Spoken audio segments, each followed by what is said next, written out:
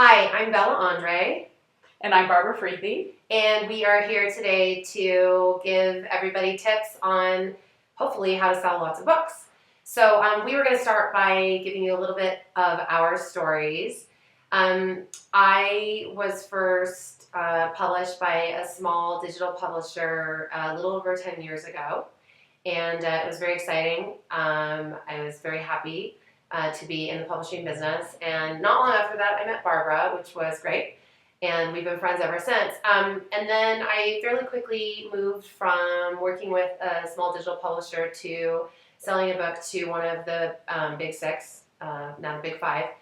And I worked with three of the New York publishers for about 7 years. And I was always very firmly mid-list, or as you know, some of my friends will say, like hanging on to the mid-list by my fingernails. And by mid-list, I mean bottom of the list. So that was the reality of my traditional publishing experience. And you know, I always hoped for more and wanted more, but it was what it was, and there weren't really any other choices. And then in early 2010, my option on my next contract with one of the big New York publishers was not picked up. And a friend of mine said, have you thought about self-publishing? Because there was just starting to be like a little bit of information about that.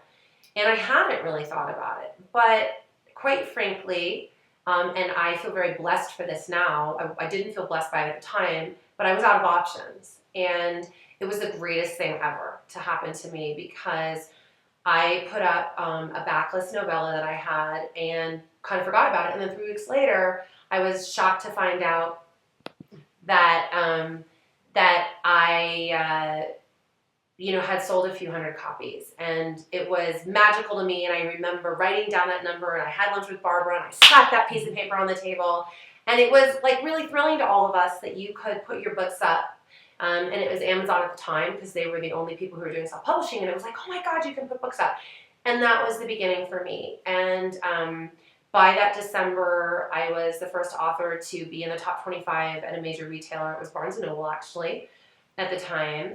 And I ended up getting some pretty big press out of that, which then kind of started to bring the whole thing a little bit mainstream, where other writers were going, oh my God, look what's possible, look at what you can do. And Barbara and I always, because we were friends, really always have worked pretty closely together, just on kind of what we call like the brain trust of really thinking about what we're doing and how we're going about our business. And so since 2010, I've sold more than 4 million, quite a bit more than 4 million. I have to get the exact number, but digital books, indie books, around the world, and have been #1 bestsellers. And I've been on the New York Times and USA Today list 21 times, and signed a big print-only deal that was quite groundbreaking. So it's been very exciting, and it's been a ton of work, and we've learned a lot. And so that's my story. Great. Thanks, Bella. Like Bella, I also come out of traditional publishing, and I've been published for about 20 years before the digital revolution came to pass. So I've been with 4 of the New York publishing houses. So I had probably every experience you could have in publishing, from being at the bottom of the list to the mid-list to having some lead title books. When digital publishing sort of began in 2010, 2011, I was very intrigued by the idea. I was still publishing with pocketbooks at the time, but my good friend Bella told me all these wonderful things that were happening to her. And so I had a few of my books that I'd gotten the rights back to. So I decided to start out my self-publishing journey by putting up some of my backlist books. The first book I put up was Summer Secrets. And I did not have instant success, like right at the very beginning. I took about 2 or 3 months, I think, and I was not really a believer at the time. I thought, oh, this is going to be hard. I don't know how well it's going to go. And then I just kept pursuing it and trying to learn as much as I could about indie publishing, and playing with my pricing, and also changing my covers, which turned out to be a huge advantage for me when I changed my covers. And then one day, all of a sudden, the book started to take off, and I remember calling Bella and saying, oh my gosh, it's in the top 100, and it's climbing, and the books are selling, and it was just a crazy time, and I couldn't believe it. And I remember I went out with my husband and we took a walk and we came back and we said, let's see how many books we sold in the last hour, because it was so amazing to be able to know how many books you could sell in an hour. Coming out of traditional publishing, you only got numbers twice a year, and they were, they were so far behind that you still couldn't even tell what you had sold. There were books that were being held for returns and all that kind of information. So all of a sudden, being able to have all that information was just fantastic. So since that book, Summer Secrets, took off, it actually hit #1 on the New York Times, which was the first time an indie book had ever hit #1, which was just shocking and amazing. Since then, I've had another 19 titles that have appeared on the New York Times and the USA Today bestseller list. I had one of my books that spent 12 weeks on the list, Don't Say a Word, in the last 2 years, which was really exciting. And it's just been a great ride. I've sold over 5 million books now, and we're still going. So 10 million books and counting. And we're going to ask each other some questions and try to hopefully cover a lot of the topics that you want to see. And hopefully you'll have a great time and learn something. So I wanted to start, Bella, by asking you to tell our listeners, kind of what your advice is if you're an indie author and you're starting from scratch and you've never been traditionally published. What would be the tips you would tell them for how to get started? That's a good question. I think, first and foremost, and we don't talk about this a lot when we're talking about the business, but I think we really need to remember the book, right? So whatever it is that you can do to become a great writer, a better writer, to put out the best possible book that you can put out, that's going to be the most important thing. And it's also going to be the #1 thing that as you embark on your indie journey that you're going to forget, and that you're going to not have time for. So you always have to remember the book, the book, the book, the book. So I'm going to say you did all that and you have this amazing book on your hands. What do you do with it? Well, you obviously, you want to package it in such a way that it's going to be really, really appealing to the highest number of readers. So you have to figure out what genre is it? What subgenre is it? What kind of readers are you trying to approach? What do they like? What kind of expectations does your reader have? For instance, if you write science fiction, you should really be doing your research or have done your research and looked at what is selling really well in your genre. And I'm not telling you to copy it, but you need to have an understanding of what it is so that when you're putting together your package, you're putting together a package that totally appeals to your readership. Because if you put something together that doesn't work, you can have the best book in the world, as we all know, and nobody will read it. So start with there. Think about your title. Think about what kind of book, hopefully you're the reader for your genre too. I think you're not always, but it tends to help when you are because you understand that genre. What kind of title appeals to you? What kind of book description appeals to you? And what kind of words kind of key in a reader who's going to be attracted to your kind of book, that it's the book that they're going to want to read. So we're really kind of stepping back. We've done all our work. We've gotten the copy editor. We've gotten the line editor if we've needed that. We've gotten the content editor if we've needed that. We've gotten our proofreaders. We've put together a great, great book. We have a formatter, or we've learned formatting ourselves, and we put together a really clean Mobi file, a really nice EPUB file. You've done all of that sort of technical stuff, and that's super. But when you're looking at actually trying to sell a book, you want to make sure that you're appealing to the reader. So hopefully you've put together a great package. It's a super clean book. It's a super clean file. You've got a great cover. You've got a great book description. You have a super title. Okay, so you've got all of that. Then you go and you have to make a decision about where you're going to put a book at. I am personally not an author who works exclusively with any retailer, except in the most specific of circumstances, when it makes really, really brilliant sense and only for a very, very short period of time. But as a rule, 99% of the time, I do like to reach the broadest audience possible. So if it were me and I was a new author and I would go and I would put it up everywhere. I'd get it at Amazon, I'd get it at Apple, at iBooks, I'd get it at Kobo, I'd put it at Barnes & Noble for the Nook, I'd get it at Google for the Play Store, and I would, really think about really trying to reach readers everywhere. And then, at that point, honestly, you have a couple of choices. You can try to do a lot of research on how do I promote this one book and how do I reach readers, or you can write your next book. And hopefully, in the perfect situation, like what I would say is a perfect situation, and this is not necessarily the case for all writers, but I would say hopefully it's a connected book to the first one. And so you're getting readers excited about what it is that you do, and that next book is going to come out, and people are going to be even more excited, because I have a pretty fundamental belief, and it'll be interesting, I think Barbara agrees with me here, that really until you start to have some sort of catalog of like maybe 3 to 4 books, spending a lot of time trying to publicize the books kind of can waste a lot of time, because you don't really have much of a catalog to manipulate. You can't really do a lot with sales. You can't really do anything with perma-free. But once you start to have a catalog, then you can really start to sell through that catalog. You can find readers with maybe a discount book on a BookBub sale for 99 cents or a perma-free for 2 weeks on a book. And then they get excited. They read your book. New people who've never heard of you find it. They're going to go and buy books 2, 3, and 4. But if you don't have books 2, 3, and 4, they don't have anywhere to go. Right. And then they're just waiting for the next book. So I would say do all that stuff. Hopefully do it as brilliantly and as wonderfully as you can for the first book. And then write the next book and get the next book out and do it as wonderfully on that one. And then do the next one. And while you're doing all that, learn about the business, watch stuff like this, go to conferences, and have a real understanding. What do you think, to follow up on that, what do you think, how many books should an author have before they put the first book up? I know a lot of people have said you should have 1 or 2 or 5. What's your personal philosophy about that? Yeah, it's a great question, and I do a lot of research, and I follow what's going on in business every day, and so, I really pay attention to what people are saying, what their experience is. And of course, everyone's experience varies. I am just not someone who believes in holding content. And, because I feel like you never know when you're going to hit the reader, honestly. So for me, I would not be inclined to hold on to 3 or 4 books and then maybe put them all up 2 weeks apart or a month apart.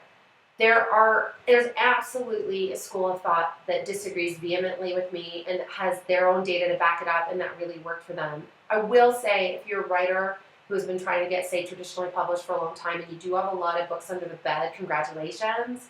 It's going to go better for you out of the gate, odds are, because you are going to have a lot of content to put up there.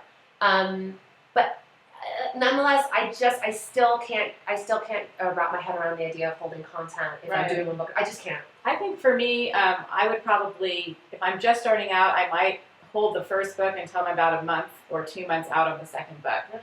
Just because maybe it helps you get a little bit more momentum if you have book 2 coming. But if you're a slow writer and you're not going to have book 2 for another 1.5 years, I wouldn't hold book 1. If you're a fast writer and you're going to think you're going to have 3 books within a year, then I might hold book 1, maybe really get it polished, maybe send it out to some beta readers, maybe, really work on that, and then launch it, and then maybe follow up more quickly with book 2, and then have a bigger gap down the road. But I'm also a believer in that, you kind of need to get out into the market, and sometimes you don't know what you don't know until you're actually out there trying to make something happen. Maybe you're not going to know if your cover is the greatest cover in the world or your titles are right until you start playing around and experimenting with those kinds of things. Yeah. So there's a lot to learn, I think, when you're new to this. It's all very exciting. I will say that my sort of motto or mantra or whatever has always been that it's a grand experiment. Right. And I think if you can really look at it through the lens of it's a great experiment and I'm going to try a lot of different things and hopefully I'm going to have a good time while I'm doing it. There's no failure in there. There's things I've tried, and we can talk about this later, but I've tried translation the first time around a couple of years ago, and it didn't go well. I spent a bunch of money. It didn't go well, but I learned so much from the experience, and now that I've been back, now that I took 2 years after that, and I studied it, and I talked to people, and I learned, and I waited until I could put together a plan that I knew would be foolproof, and that's what I'm embarking on now. But I had to jump into the experiment and totally screw it up first, to get there, right?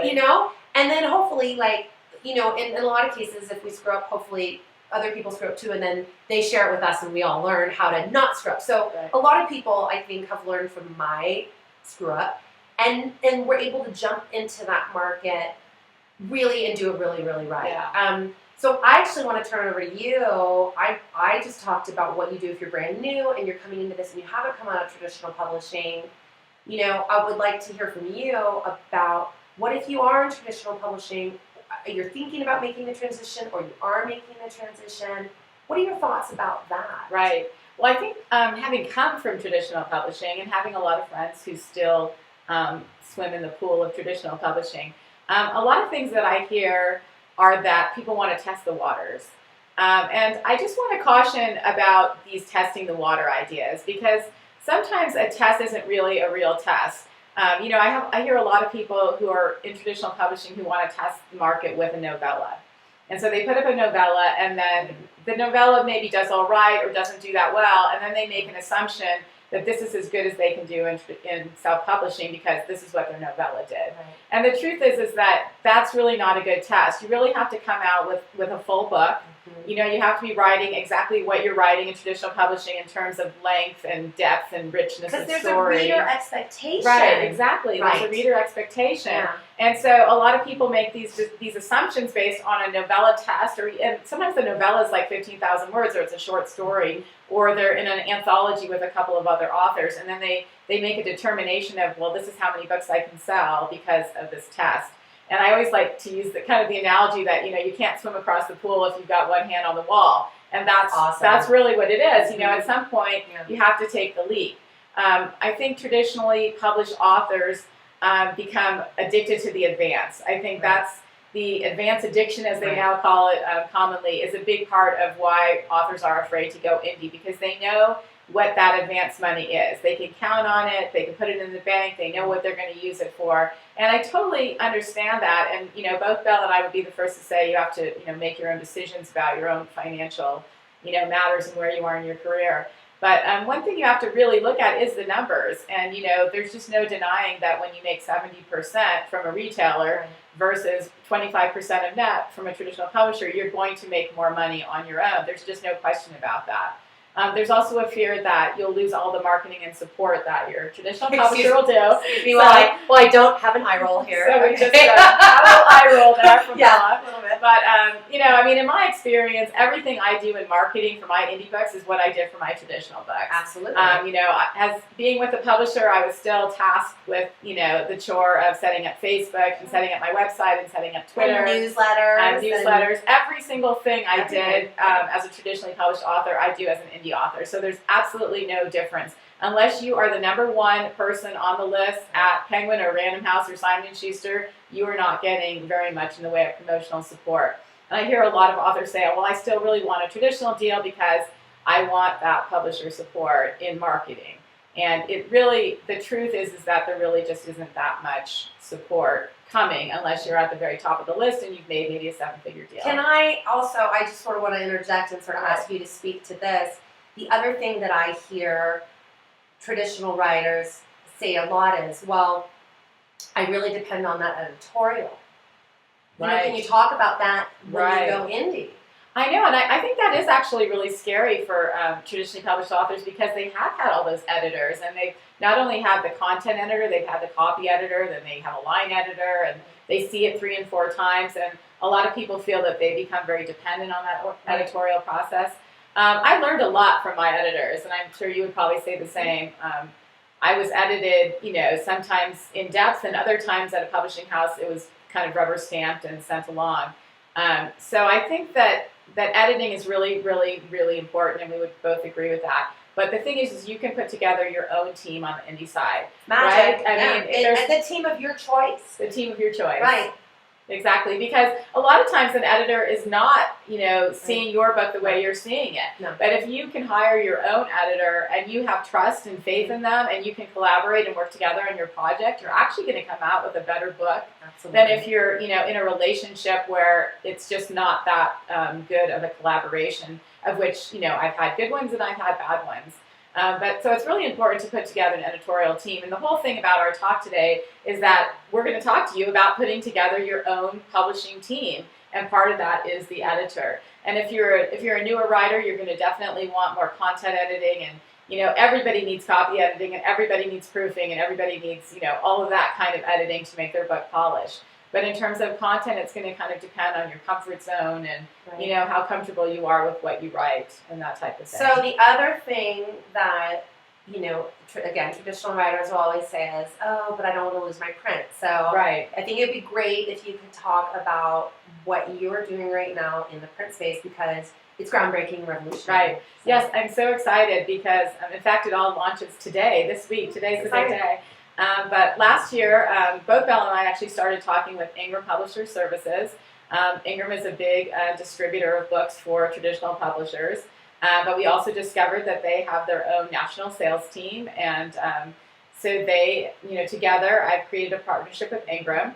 And we're going to put all of my best-selling digital titles into print. And not just print on demand, but they are going to be in actual physical bookstores, on the shelves, at all the big retailers. I'm really excited that Target has come on board with a big buy, and Barnes & Noble, and the airport bookstores and supermarkets. So this is really exciting because up until now, you know, nationwide, massive print distribution has been under the control of the big New York publishing houses. And that was one of the reasons why I didn't really, you know, I was worried when I went indie that I would lose that print, because I've been in print. I had, you know, 150,000 print run. I had readers who only read me in print. And that's what a lot of my traditionally published friends are worried about, is they don't want to lose all that print and they don't want to lose that audience. And now being able to have Ingram to work with and to know that I can get my books in stores, in print, it's so exciting. It's really exciting. Yeah. And, you know, I kind of want to bookend on that, is that, and this is sort of going onto a slightly, you know, adding on another subject we were going to talk about later, but, you know, Barbara and I, again, like I said, you know, brain trust, and so we always talk about stuff, and right from the beginning, you know, we were starting all these ebooks, and we were like, wow, there's this huge hole in the market, because there's no way to get them into bookstores. And so right from the start, we were like, how can we do this? There's got to be a way. Well, Barbara and I, we started setting up meetings way back, like 3 years ago, right? I think, yeah. You know, with some of the smaller press distributors, and it was, you know, clear to us at the time that that we were ahead of the game. You know, that they were like, how's this ebook thing working, and how many books are you selling? And it was still all too new for them to really kind of wrap their heads around it. And so, you know, it's very exciting and very gratifying to see the way that Ingram has really, really come to it so enthusiastically. Because when they did, you know, come to us last year, very excited, and they came to us and said, you know, we see this hole, and we, you know, we want to be the players in it. And so, you know, my hat is off to them for realizing that you know, authors needed a partner in the print space. So. You know, we're really excited about this, and I just think it shows the revolution continues. You know? Right. It's so exciting. I mean, I've learned so much now being in this print space, you know, and learning all about print and all about, you know, paper sizes and paper thickness and titles and, you know, freight and distribution and cartons and all this whole new language that I had to learn about, you know, to be back in print. But it's really exciting and it's really fun. And what's also great is that the retailers are reacting so positively to the indie books. They have absolutely no problem with my being an independent publisher. I created my own publishing and print, Hyde Street Press. My first book, On a Night Like This, hits the shelves today. So everyone go look. Everyone go buy it. But go to Target. So it's really exciting. Also, libraries now will be able to get print books, and that's another hole in the market. And we just kept saying, you know, there's a lot of great indie authors whose books really, you know, should be read by those people who really only want to read in print. So if you are still a traditionally published author and you are still debating whether or not you want to go indie, here's another good reason to go, because change is happening. It's, you know, it's going to start with the bestsellers, and it's going to trickle down to everyone as we go through. And it's a, you know, it's a different animal than digital, but it's really exciting, and, you know, things are moving along in a great way. So I also wanted to talk to you, Bella, about series. I remember the first time you told me you were going to write an 8-book series, and I was, you know, at that time, series were only being done like 2 or 3 books at a time. You couldn't get a publisher to, you know, invest in a series for longer than that. So when you first told me 8 books, I was like, wow, that's pretty bold, which of course I've now learned that was very bold. But tell us a little bit about series and your strategies for them. So, again, like, it comes down to, everything always comes down to the same thing, which is like paying attention and seeing what works. So for years, as I was with traditional publishers, I was watching who was the best-selling authors, and I was like, oh my God, it's these people who would do these long series, like Stephanie Lawrence had her Spinsters, Julia Quinn had Bridgertons. If you know romance, you'll know these names. Janet Ivanovich had her like One for the Money series, right? And I noticed that it pretty much seemed almost guaranteed that the series would take off at like book 4 or 5. And then it was just like amazing after that. People couldn't get enough, and Please Never End Them and all that. So I just always had in the back of my mind that if the day should come, and this was even like before indie publishing became a thing, but I always was like, that would be the goal. That would be the goal. How do you convince a publisher like, oh hey, I'm mid-list, hanging on by my fingernails. I think you should give me like an 8-book contract and totally stay behind me for this while we try to make this work. That's like a heavy load to kind of ask a company with shareholders to get on board with. So I totally understand that. But when it was my ship to steer, I was like, I can take a 2-year risk because I'm a book a quarter writer. That's like my natural speed. That's something we can maybe talk about later. So if that's not your speed, don't freak out. That's just my natural writing speed, no matter what I'm doing. But I was like, yeah, so if an 8-book series, then that's 2 years of my life. And I can commit to that. I can commit to that come hell or high water. I can stand behind it. I can try to make it work. And so that was when I had some early success with some sort of more standalone kind of books with indie. And I went, you know what? I'm going to give it my all. I'm going to go 8 books with about a family called the Sullivans in San Francisco. And it did well out of the gate. So I'm not going to say it didn't do well out of the gate, because it did. But I will tell you, by books 4 and 5, oh my God, it was like, at book 5, the entire world went crazy. It was like, by book 5, there was 1 week where I had 3 books on the New York Times and 2 of the other books plus 1 of the other ones on the USA Today on the same week. I mean, it was like the whole world exploded. But also it was like, oh, good, I was right. You just kind of like see these things and you try it as the grand experiment, and then like some work, like that really worked, and then translation the first time around didn't work. So I think the magic of this series is that whatever genre you're in, whatever subgenre you're in, you're creating a world. And so for my books, I create a world of a family. And like at first they were in San Francisco, and then when I got through the first 8, then I was like, oh, there has to be cousins, And because everyone was freaking out. Everyone was freaking out by book 5. Like, it's all going to end soon, Exactly. And it was like, no, it can't end. So I created 5 Cousins in Seattle, and then it was like, oh God, no, it's not going to end. And so I'm just on Wednesday putting out the 5th Seattle Sullivan book, and and everybody is super panicky that it's going to end. So I've already announced I'm going to be doing the New York Sullivans next, and then there's going to be Maine Sullivans after that. So people know we're going to go out like 25 books in this, but when I started it, when I started 8 books, that seemed like a heavy load to kind of carry. And I think that was a really good number. It was a number that didn't feel terribly overwhelming based on my writing speed. But people come back, I tell a complete story, and I don't cliffhang. I know that, we could have a lot of discussions about that, which I don't think we're going to have today. But, so there's different ways that you can do series. We're not talking about serials here. That's a totally other subject. I don't write those. I write, an 85, 90,000 word book in which the characters know each other, but I tell a complete story through. And people love it. People do. And what happens with a series, and it's like a magical thing that I never realized was going to happen until it happened. You put out the first book and it does fine. And then you're like, all right, well, I'm going to put out the second book. And then when you put that second book out, that first book like rises back up in the rankings, because people will discover you on book 2 and then go, oh, this is a series, and go back to book 1. Well, what I can tell you is that I put out book 13 last fall, and I found so many new readers with book 13 that they went back to book 1, and book 1 almost comes into the top 100 everywhere. Yeah. Because you reach so many new readers, and the whole backlist rises up. And so I'm personally, I don't have an advanced addiction. I have a series addiction, and I like it. Yeah. I have a fundamental appreciation for that. Well, I think that you bring up a good point, which is partly what I was going to talk about next as well, is having patience. Right. Because I think a lot of writers who start the series, they start to panic even at book 3, and they're like, well, I have 3 books out and nothing's happened yet. And you really have to have faith, because you didn't see your tipping point till like book 5. Right. book 4 or 5, and I've also done some series, and I saw that the tipping point was around books 4, 5, and 6.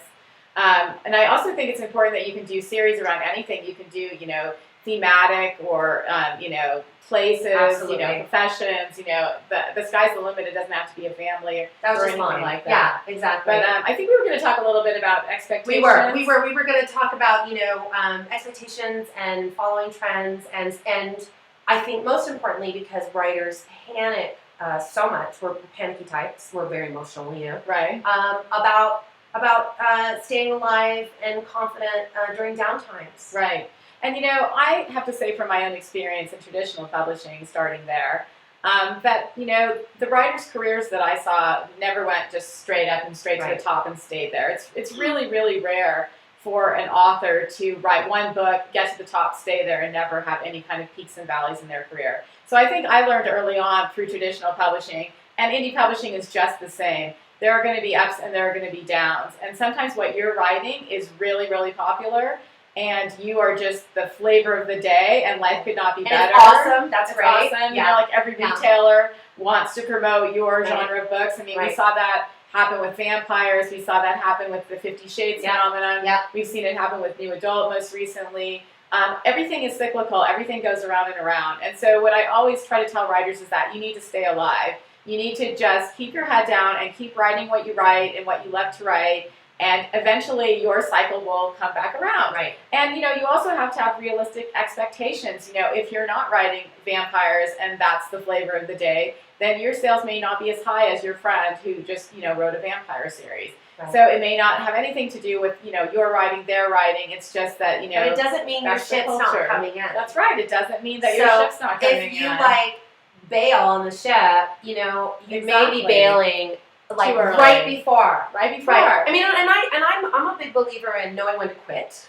Right. Yeah. Absolutely knowing to quit, but also, understand when you're good at something and you're passionate about something, and stand behind it in a way that maybe a publisher might not have stood behind it. Exactly. No, I definitely think so. I mean, when I first started indie publishing too, I was told that romantic suspense was dead, especially lighter romantic suspense, which is what I write.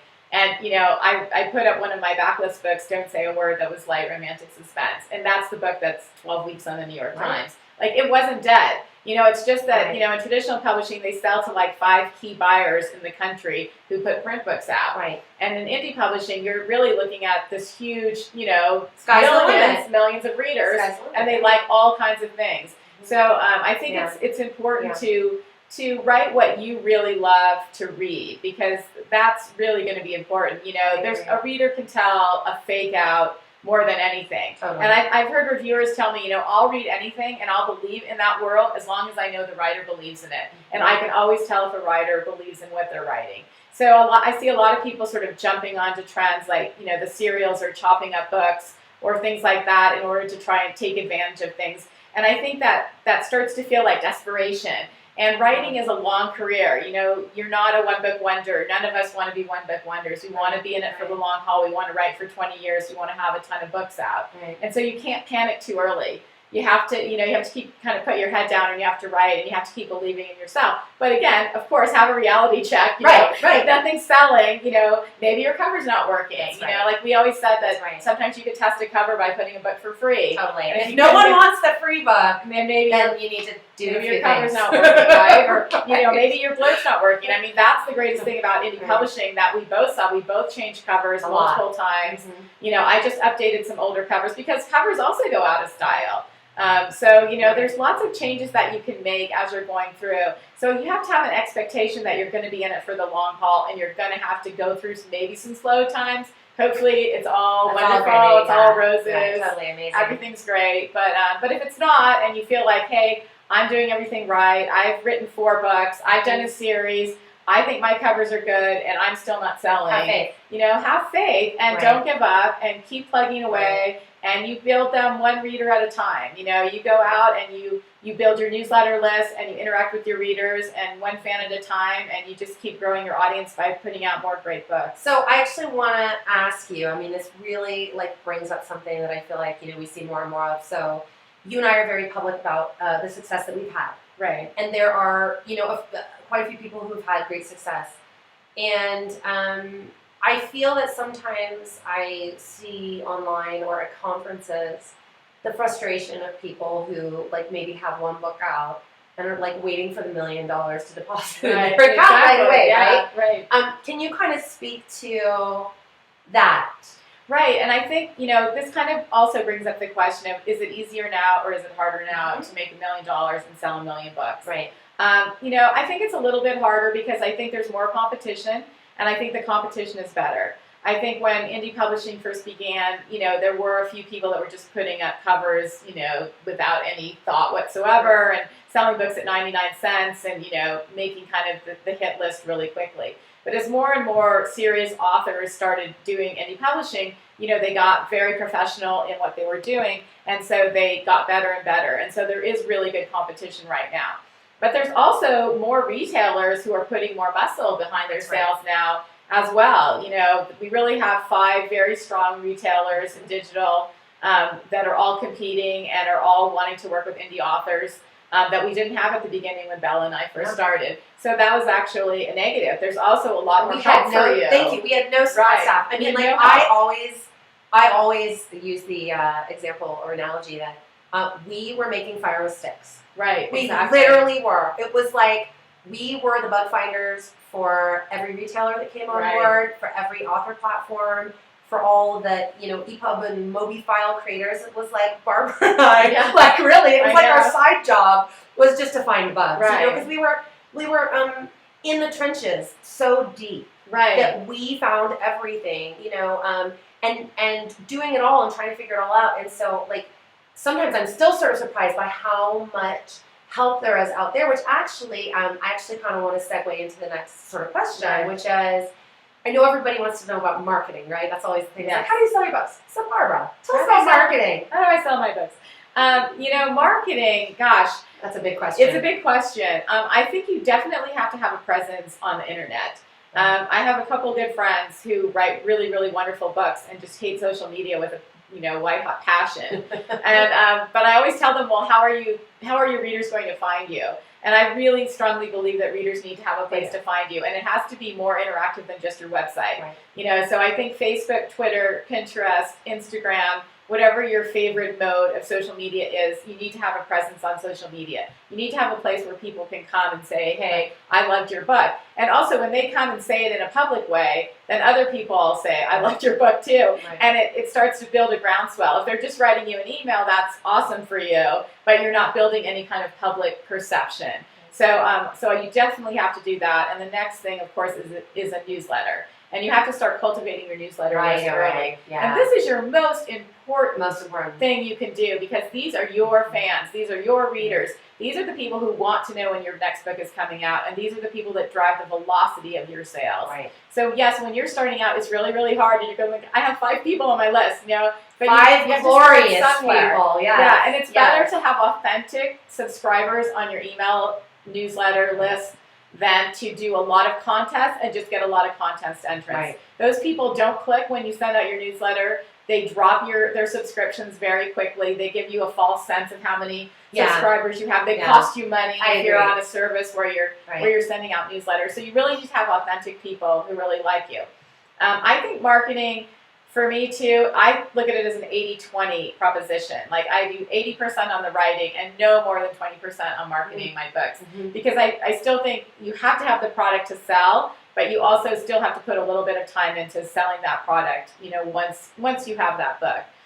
So those are kind of the basic things that I do. What else do you do, Bella? Anything different? No, I mean, I think mine is all the same. It kind of goes back to, when I was answering that first question about being a new writer, I do spend a lot of time thinking about the package.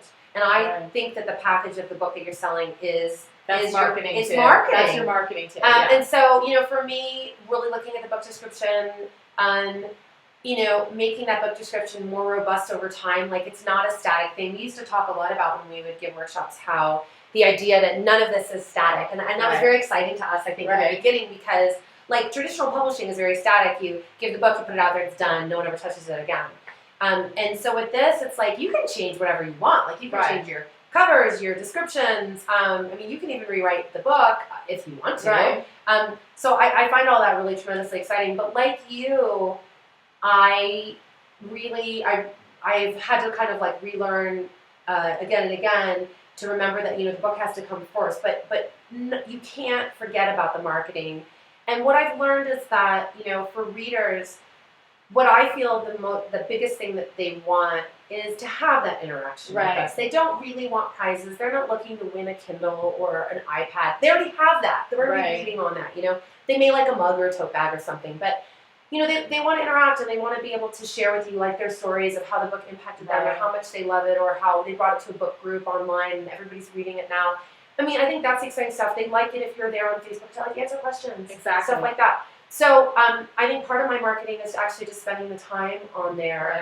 And I think we were going to talk about, I'll just kind of jump into it here, about the kind of stuff that we hire or outsource people to do. And you actually have a really great way that you look at outsourcing, which, could you share that, where you were saying? I'm trying to think of what brilliant thing that was. It was brilliant. It's brilliant. Well, she says, really know what you're good at and outsource the stuff that you're not. Yeah. You should definitely look at what your skill set is. Because being a good indie publisher is not the same as being a great indie writer. That's right. And some people are really, really good at the business end. Bella and I love to be entrepreneurs, right? Yeah, we love running our own business. Totally. We love controlling everything. That's like exciting for us. I'm terrible at spreadsheets, so anything that has to be a database or a spreadsheet, I cannot do. So I have now farmed out that to someone who puts together all my numbers in a great spreadsheet. We both made our own covers a lot in the beginning. I think you still make all of yours. I make most of mine. I also use an artist now for some of the other covers that I do. So I think you have to look at like what you're good at and then what you want to hire in. It's actually not that expensive. You can get virtual assistants and maybe you can share them with 3 of your writing friends. And you can buy 2 hours a week or 1 hour a week. I know a lot of virtual assistants who have experience with indie publishing because they're working with other writers. They're working for $12 an hour. So you can get it, and then certainly you can go up to like $50, $75 an hour. I mean, there's a whole range, And but I was going to say, it's the same thing with the editorial side. I mean, that's certainly something that I hire out for. I have a copy editor and many proofreaders. On my books, and so I hire out for that. I have someone who helps me run my Facebook Street team, and who helps me do my book launches. We do a very specific book launch. It's a week. It's a full week, and she's very, very good at it. And we created this together over the last couple of years, kind of this perfect like launch week that we feel very confident about and is very successful. But it was something that we worked together on, and so you have to kind of go out and find these people. There's also if you do decide to like embark on the translation space, they're trying to find either translation co-op or good translators, getting recommendations for that sort of stuff, which actually kind of segues into something else, which is which we were kind of talking about when we were planning this talk last night. The idea of an author network, an industry network. Can you kind of talk about the importance of that and building that and where you find your peeps, basically? It's so important, I think, to have an author network. And what's great is that there are so many online groups now that you can go to. And, Bella and I have been doing this for 4+ years now, and I still learn things. Yeah, 5 years. I still learn things on a lot of loops because every time somebody, the industry keeps changing. So what worked 3 years ago may not work today, but what works today may not work tomorrow. But you always have people who are trying out the latest thing. I mean, there's loops that will tell you what are the top 100 sites you can promote your book on. And a lot of them cost $8 or nothing. They're very, very cheap. You can go onto the database. You can find their freelance cover artists, their editors. There's just, if you Google probably self-publishing or indie publishing, you can find all kinds of groups online that can help you in your local area. I think that authors working together and building this publishing world is really what's driven so much of the success and why people are so much better now at what they're doing. But you want to protect your writing time. And so I know that like when we talk about all this, and then you at this conference that you're going to go to, and you're going to listen to every session, and you're going to go, oh, there's no way I can do all that. I might as well quit now, and I'm going to give my book to a traditional publisher, right? But you don't want to do that because it really is not that hard. It's just that you have to pick your priorities And don't pick everything. Pick, one thing you want to do in marketing, one thing, you want to get an assistant for. Don't do translations until you're ready to do translations. Don't do audio until you're ready to do audio. You don't have to do everything all at once. You need to just write your book, get a great book, and then, keep moving down the line. But protect your writing time, protect your creativity, and give away the stuff you don't like and you're not good at, and just say, hey, that's not for me. I'm going to find someone who can do it. Right. And I guarantee you can find someone who can do it, because there's all kinds of people who now do everything. Who do everything. It's amazing. Great. We actually, we had wanted to end our talk today, with our tips for writers, and actually we just did our tips for writers just there. But, I think what we kind of want to leave everybody with, and the reason why, we will give talks and stuff, is because, we are so excited about all the opportunities and the possibilities that there are for writers now that weren't there before. Right. And we're excited about, everybody going through that. And I think if you've seen us talk before, you've heard us say this before, that there's never been a better time to be a writer. Absolutely. And it's so exciting. And, we just hope that everybody, goes forth and conquers and experiment and succeed and fail sometime and keep going. Right. And I think it's really important that there's negative press out there, and you'll always hear people's, negative stories. And sometimes people who are doing well aren't as quick to talk because maybe they don't want to rub it in someone's face. Well, I'm doing good and you're not. Right. So a lot of times you have to kind of weed through all that. And you have to really, look at the big picture, look at all these great retailers. And I do wanted to kind of emphasize that again, that you don't know where your readers are. You don't know where your readers are going to find you. For me, Barnes & Noble was like the first starting place, and then Amazon, and then other people it's Amazon, other people it's iBooks, other people it's Google. You don't know where your readers are. So don't limit yourself when you're first starting out. Really, put your books out into the world and see what happens. And, there's going to be good and there's going to be bad, and things are going to change, and we're all going to have to adapt, right? Things that didn't work yesterday, now they work, or they work today, but they won't work tomorrow. We're all going to have to adapt. But we can't get panicked and we can't get desperate. We just have to keep going and keep fighting and keep taking all these great online classes and find out what people have to say. But we really wish you all a lot of luck. Yeah. Awesome. Bye, guys. Bye, guys.